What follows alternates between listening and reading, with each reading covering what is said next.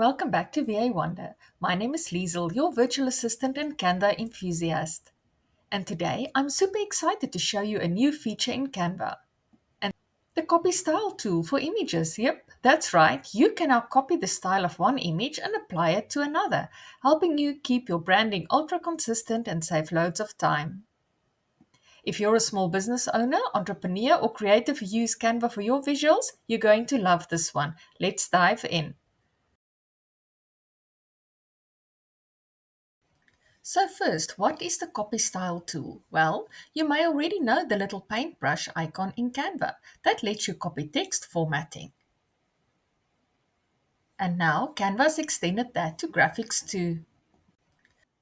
Why is this a big deal? Because consistency is key for branding. Imagine you have websites, social posts, Instagram stories, blog headers, YouTube thumbnails, and you want them to look like they belong together. With copy style and copy art style, you speed up your workflow, keep that signature look, and reduce design fiddling. For VAs, creatives, and small business owners using Canva, this is a time and brand saver. Let's walk through exactly how to do this, and I'll also clarify a key point. For now, it only works on images that you find in the Canva library, not with external uploaded images. Pick two images. One you will choose as your source image, the style that you would like to have, and the second one that you want to apply the style to.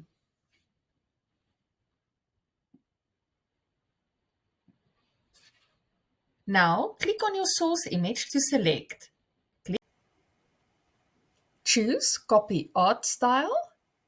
Now, hover over your second image, click to apply and wait for Canva to do the hard work for you.